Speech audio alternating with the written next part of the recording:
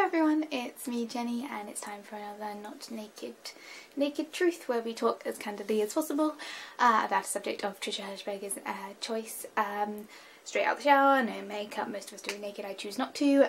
Wet hair, again completely and utterly soaking wet hair. Like, it doesn't really show on camera how much my hair drips on me, but I usually have to change after I film these videos because normally I put it up in a towel for a little while. But these I get straight out of the shower. I literally walk from the shower room and then film and then drip everywhere, and then I have to change out of my PJs into another set of PJs because I get completely soaked by my hair. Anyway, that tangent aside, this week's subject that I'm talking about as candidly and as truthfully as possible is YouTube versus traditional media, YouTube versus TV to be specific.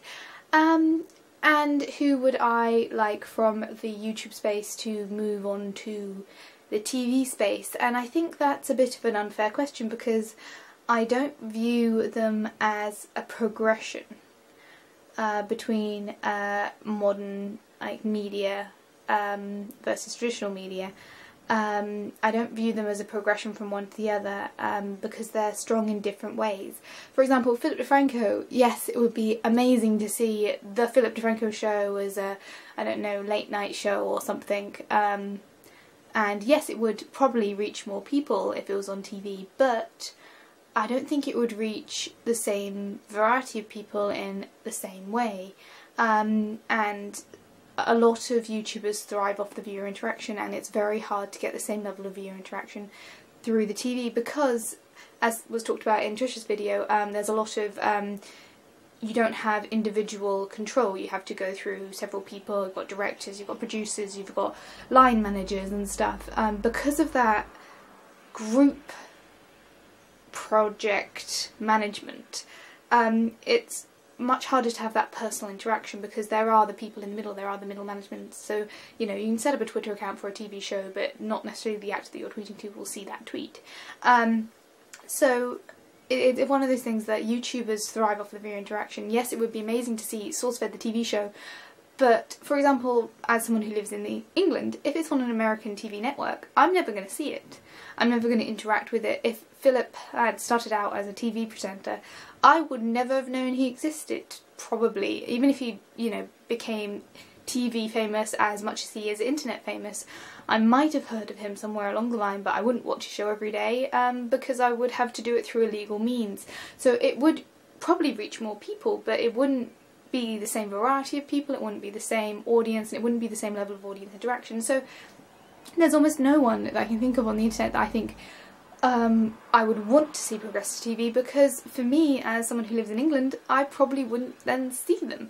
I think the only person who's really worked out a proper way to balance internet life and TV life is Chris Hardwick, who is the Nerdist, and he came from a TV movie background. I think he was a host for MTV or something, and then rose up, kind of tailed off on that and rose up through the internet space and became the Nerdist, became, you know, owner of the Nerdist channel, the Nerdist website, and has then progressed back onto TV with the Talking Dead TV show, which is fantastic. And not only does it, the show itself is a TV show, it's a talk show, it's about discussing a TV show, but it's such a perfect amalgamation of a talk show and a sort of internet thing because it's live, it's got viewer interaction, it's got instant tweets, and it's got things like Skype calls, so it is almost like a TV version of a YouTube reaction show, and that's what works. And there's very few YouTubers that I can think of that would work within that boundary, or very few TV shows that would allow that level of internet connection. And, you know, as I said, there's been some really good balances between it. There's a lot of really amazing web series that I would love to see get a TV budget and get a TV audience because they deserve it. Platoon of Power Squadron is a fantastic web series starring Craig Benzine, aka Wheezy Waiter. It's fantastic, and I would love to see it get a TV budget but still contain that level of creative freedom and that level of incredible acting and direction and script writing, which, you know, there's some stuff in that which genuinely shocked me and gave me the emotional feels that I haven't had for a TV series in ages. Like, spoiler alert, there is a small child that doesn't see the end of an episode, and it's just straight. And that is something that I don't think I would see in TV unless it's R-rated, and it's not R-rated, but it's just clever. Similarly, I just splashed water everywhere. Similarly, things like Wayside Creations, who did the Fallout web series. There are a lot of really beautiful web series. There's oh god, I can't remember their name, but they've done some amazing RPGs. Is it Zombie Orpheus Entertainment?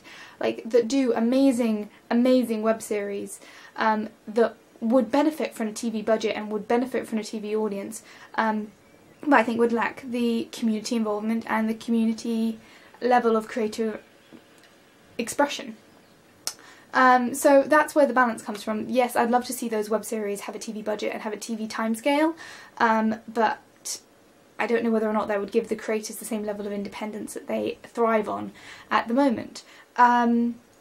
Those are the only things I really want to see progress, like vloggers and, you know, news things, SciShow, that sort of thing.